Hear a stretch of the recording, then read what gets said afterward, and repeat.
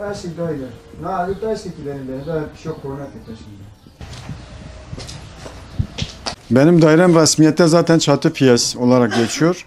Yani sadece benim eklediğim şu mesela şu bölüm yani aşağı su damlamasın diye bir alt katta. Artı mesela yıktıkları zaman mesela resmi olan yeri dahi yıktılar yani resmi olan mesela. Hani diyelim burası gayri resmidir. Tamam burayı yık. Ama burayı niye yıkıyorsunuz? Artı içinde aile olduğu halde, içinde eşya olduğu halde. Yani eşyalı daireyi yıktılar yani. Yaklaşık 2 sene önce yaptım. Yani fakat benden 10 yıl önce yapanlar onları yıkmadılar. Sadece gelip benim çatımı yıktılar.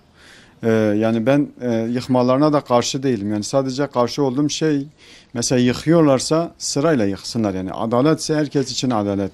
Bir de benim arkadaşım mağdur olan doğuda gelen arkadaşım var. Adam evi yoktu, ben onu getirdim buraya koydum, kira yani çok cüzi bir kira da aldım ben ondan. Adama bir hafta bize 4 gün müsaade ettiler. 4 günde İstanbul'da hiçbir yerde ev bulamaz. Yani biz dedik ki bu eşyalar bari alalım, bir hafta daha müsaade edin.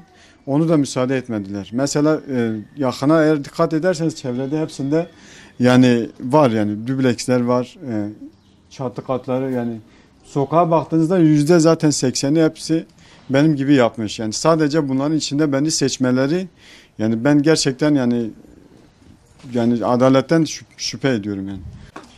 Adamın eşyaları hepsi burada mesela. Eşyalar bu camın arkasında mesela. Toz duman içinde. Yatak odası bu odaydı. Aldılar yataklarını diğer taraflara attılar. 20-30 tane zapta gelmiş. Polis getirmişler.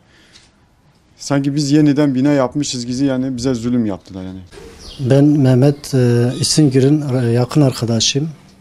2 senedir bizi bu çatı bize tahsis etti. Biz mağdur idik. Hani mağduriyetimizi gidermek için bize yardımcı oldu. Allah razı olsun. Bunu belediye yıkım kararı vermişti ama Cuma günü bana haber geldi. Dedi ki biz yıkacağız.